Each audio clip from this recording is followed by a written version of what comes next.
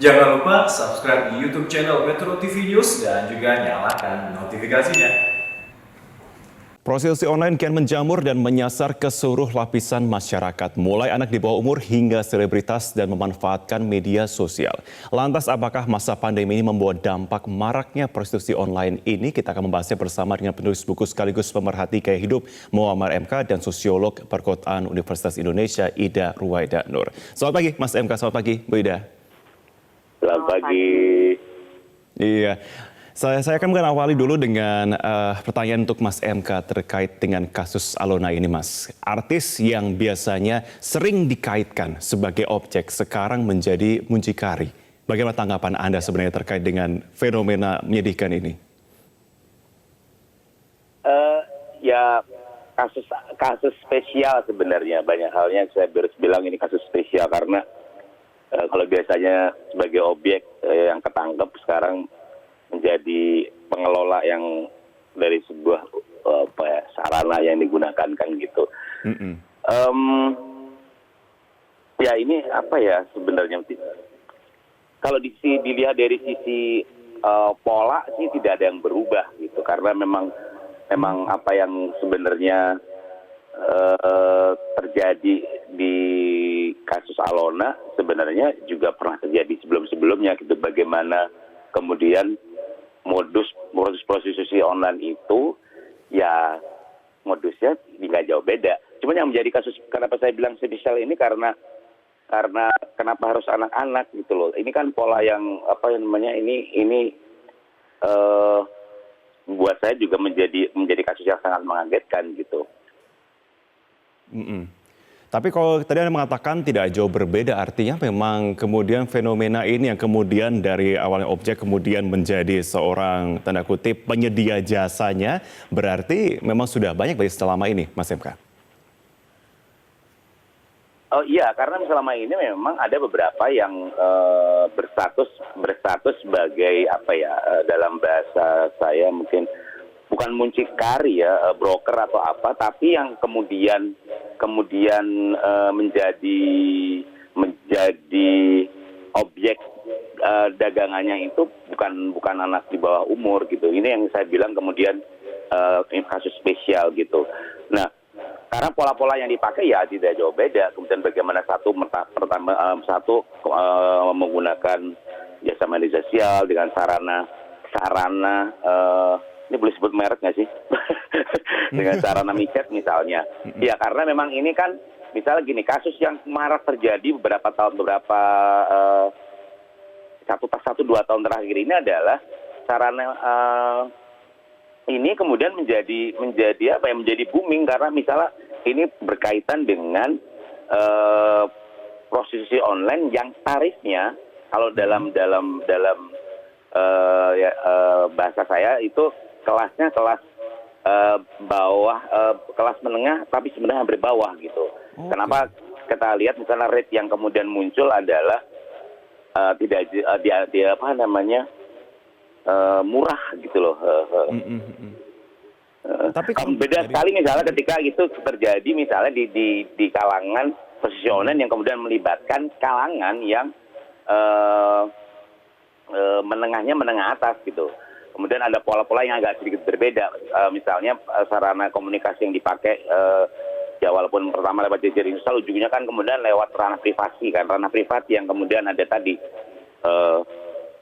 yang pasti bukan micet gitu. ada ini sarana-sarana lain gitu. Untuk mempromosikan jasa ilegal tersebut begitu ya? Untuk mempromosikan jasanya, ya.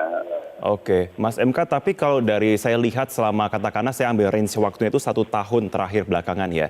Dan yang dilibatkan sebagai objek adalah anak-anak di bawah umur. Kemudian sekarang juga dari kasus dari Alona ini pun 15 anak di bawah umur. Sebenarnya pasarnya itu ada yang melibatkan objek anak di bawah umur ini?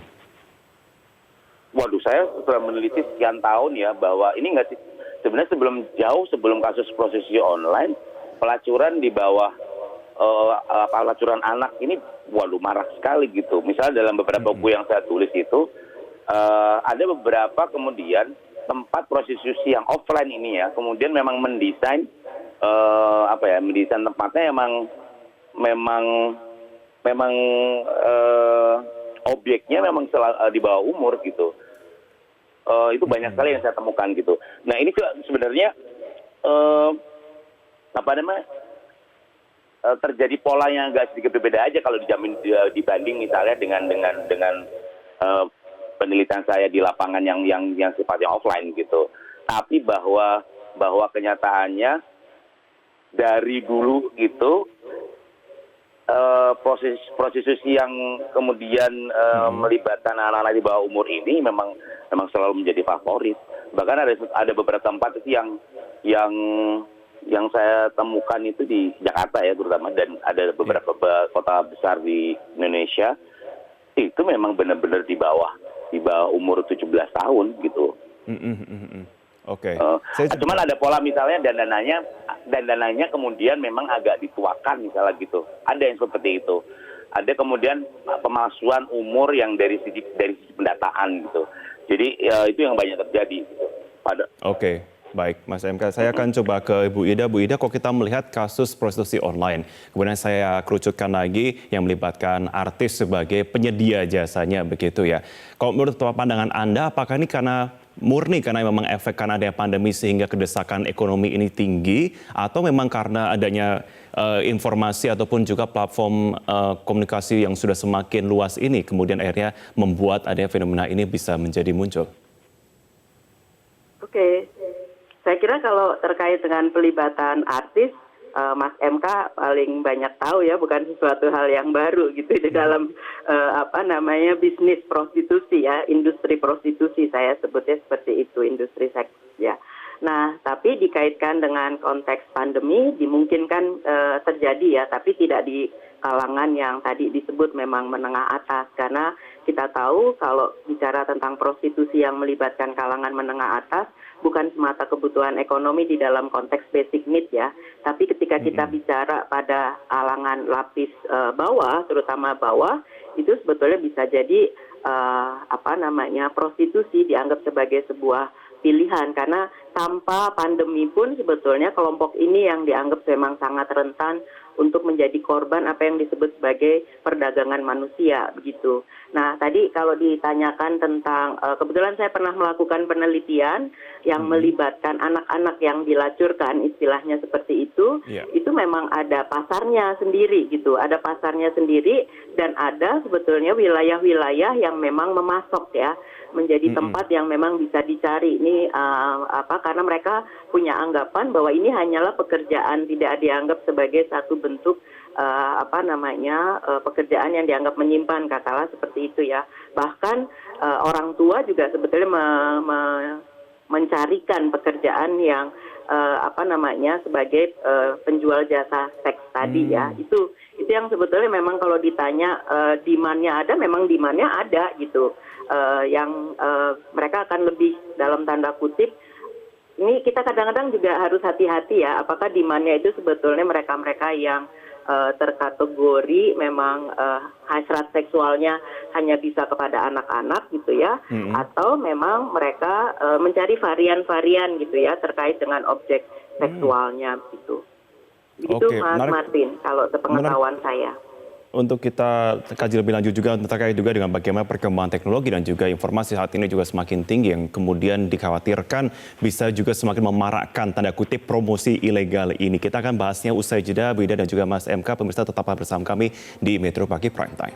Kembali di Metro Pagi Prime Time masih bersamaan kami, sudah bergabung saat ini Ibu Ida dan juga Mas MK. Mas MK, mungkin saya pada Anda dan juga Bu Ida juga, mungkin saya akan buka dengan sebuah fakta yang diteliti oleh sejumlah pihak mengatakan bahwa saat ini informasi kita semakin luas, platform media sosial juga semakin tinggi untuk cakupan untuk promosinya. Dikhawatirkan ini bisa kemudian mempengaruhi dari tanda kutip promosi ilegal tersebut. Apakah ini juga fenomena yang menurut Anda dilihat juga serupa muncul di lapangan, Mas MK? Evolusi informasi, orang semakin terbuka juga untuk mempromosikan jasa ilegal tersebut?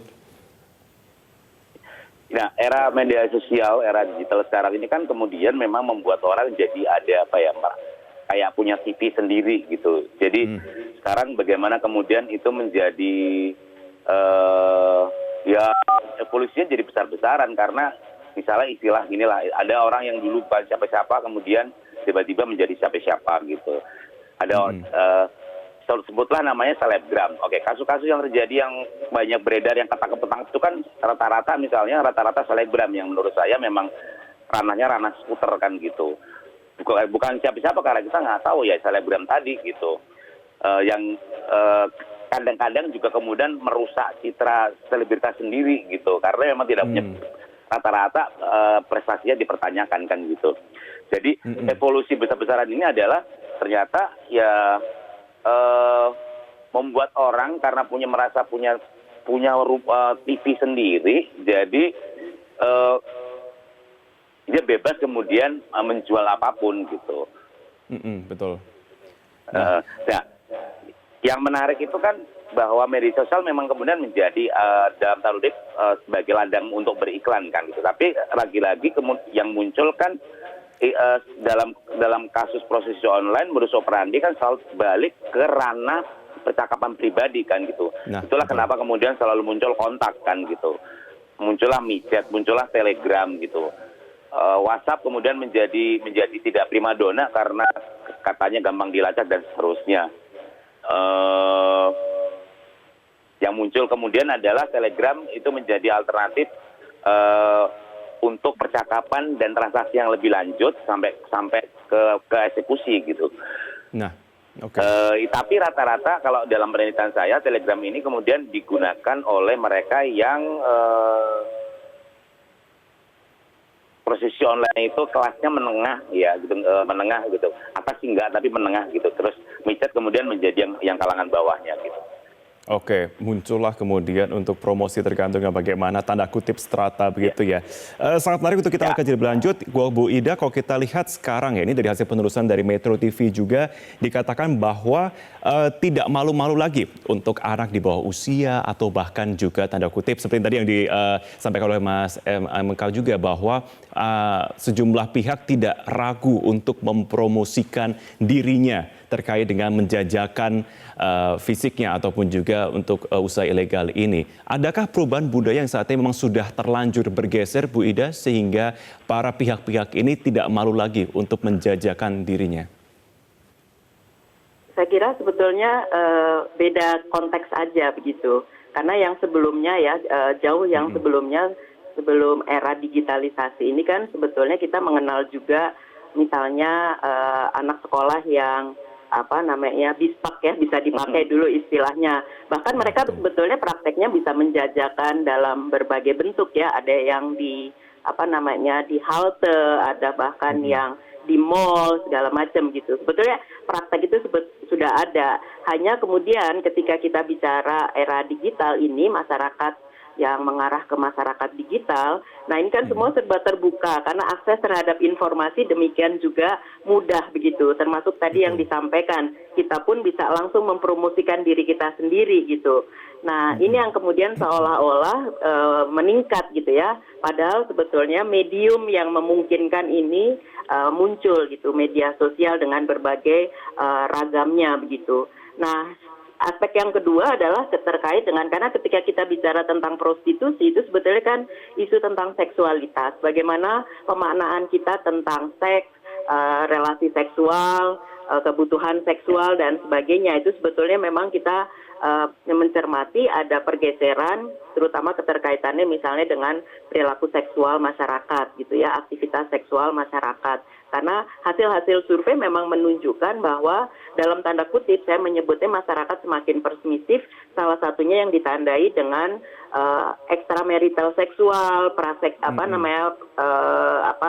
termasuk yang premarital sexual relationship gitu. Nah, hal-hal ini yang sebetulnya juga bisa mengondisikan praktek-praktek prostitusi, karena cukup banyak juga sebetulnya yang dalam tanda kutip apa yang disebut mucikari atau broker itu sebetulnya adalah pasangannya, baik itu pasangan yang legal ataupun bukan. Bisa jadi kan prakteknya seperti itu ya, Mas MK ya. Oke, terima kasih Bu Ida. Jadi saya hanya menyebutnya ini bisnis online sama halnya dengan bisnis-bisnis yang lain. Hanya ini bisnis prostitusi kan sekarang memang eranya era e-commerce ya. Jadi inilah yang dimanfaatkan begitu. Oke, baik. Mas MK, kemudian saya terakhir kepada Anda saat ini. Katakanlah kemudian medium kita sudah terlanjur, sudah terlalu luas begitu ya. Dan juga saat ini pun sejumlah pihak pun masih berusaha untuk benar-benar menghentikan bisnis yang sudah terlalu luas untuk cakupannya. Kok menurut Anda, apa yang seharusnya bisa dilakukan sebagai bentuk pengawasan juga untuk kita semuanya agar benar-benar tentunya bisnis ilegal ini tidak kembali berlanjut?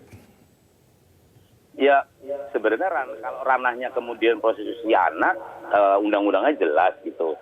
Tapi ini kalau dari sisi ini ya payung hukum ya gitu. Yang pertama, kalau prostitusinya anak, ya ranah hukumnya jelas maksudnya ya pasalnya berapa, jerat hukuman berapa gitu. Nah masalahnya adalah kalau kemudian itu melibatkan yang kemudian secara umur cukup gitu. Misalnya di atas 18 tahun ke atas gitu. Yang banyak terjadi sekarang kan kemudian lagi-lagi yang kemudian menjadi tersangkanya adalah yang muncikari lagi gitu. Karena memang secara undang-undang payung hukumnya untuk yang tidak di bawah umur belum jelas gitu. Nah, di sisi lain kalau kemudian untuk mengerem dari pola penyebaran transaksi dan modus operandi yang melibatkan media sosial agak susah saya pikir ya, karena memang ini ranahnya kemudian sudah ranah ibaratnya tergantung orang masing-masing lah kalau bahasa yang paling klise gitu. Jadi diremnya juga susah gitu. Jadi paling tadi dari awal menurut saya payung hukumnya benerin dulu biar kemudian yang bisa secara jelas begitu ya. Tidak melebar kemana-mana lagi gitu. Baik, secara jelas begitu. Baik, terima kasih sudah bergabung bersama kami dalam perbincangan di pagi hari ini. Muhammad MK dan juga Ibu Ida Ruwaida Nur sudah bergabung bersama dalam Metro Pagi Prantem. Selamat pagi, Mas MK, selamat pagi, Bu Ida. Terima kasih.